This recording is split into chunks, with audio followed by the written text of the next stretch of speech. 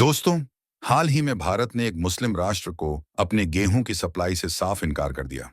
हाँ, सोचिए, वो देश इस समय गेहूं की भारी कमी से जूझ रहा है। वहां की आबादी को 2 वक्त की रोटी के लिए मुश्किलों का सामना करना पड़ रहा है। लेकिन भारत ने स्पष्ट शब्दों में कह दिया कि हम तुम्हें एक भी दाना नहीं देंगे।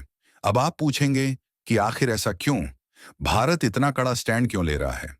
वजह यह है कि भारत उस देश को 2022 की वो कड़वी याद दिला रहा है, जब उसी देश ने भारत की इमेज को अंतर्राष्ट्रीय स्तर पर खराब करने की साजिश रची थी। तो वो देश कौन सा है? भारत की नाराजगी की वजह क्या है? और 2022 में क्या हुआ था कि आज भारत उसे गेहूं देने से मना कर रहा है?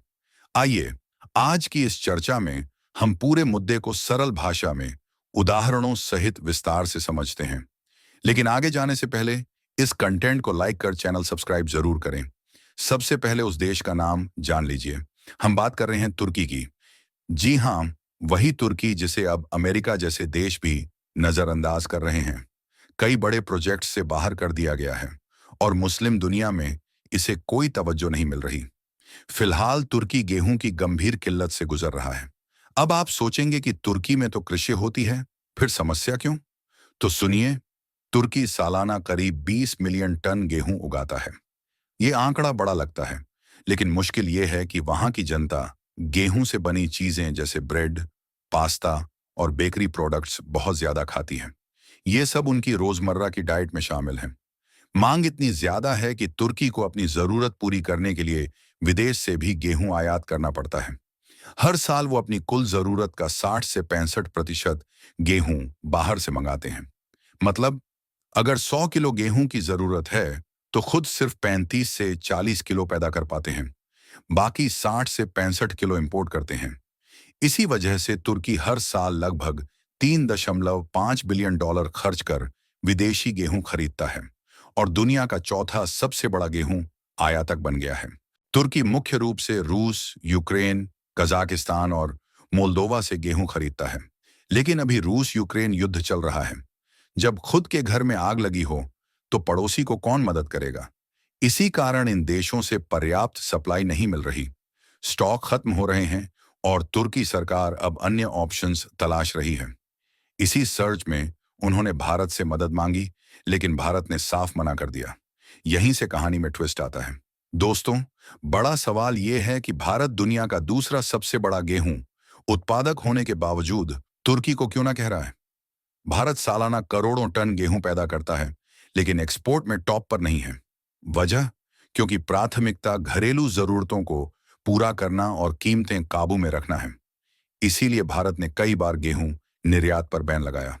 लेकिन 2024 में जब खाड़ी देशों से डिमांड आई, तो भारत ने 30 लाख टन गेहूं वहां भेजा। अब धीरे धीरे यूरोप और एशिया में भी सप्लाई शुरू हो गई है। मतलब, कई देशों को भारत गेहूं दे रहा है, तो तुर्की को ही क्यों नहीं? इसके बाद दोनों देशों के संबंध खराब हो गए। भारत को पता चल गया कि तुर्की विश्वसनीय नहीं है। मजेदार बात यह कि 2022 में तुर्की ने जिस गेहूं को रिजेक्ट किया, उसी को भारत ने इजराइल भेजा और इजराइल ने बिना हिचक स्वीकार कर लिया। अब वही तुर्की जब गेहूं के लिए तरस रहा है, तो भारत क्यों दे? क्या ऐसे व्यक्ति को मदद करनी चाहिए जिसने कभी तुम्हारी मदद को जहर बताकर तुम्हारी बदनामी की हो? आज की स्थिति यह है कि कुछ रिपोर्ट्स के मुताबिक भारत ने तुर्की को गेहूं देने से इनकार कर दिया। आधिकारिक वजह घरेलू कीमतें नियंत्रित रखना है, ताकि भारतीयों को सस्ता आटा मिले। लेकिन असली बात सब जानते हैं। 2022 की वो हरकत भारत नहीं भूला। ये जवाब है कि भारत अब किसी की साजिश बर्दाश्त नहीं करेगा। एक कहावत है, जिस थाली में खाओ उसी में छेद न करो। तुर्की ने वही किया। भारत की मदद ली, लेकिन बदले में बदनामी फैलाई। अब हालात उलटे हैं।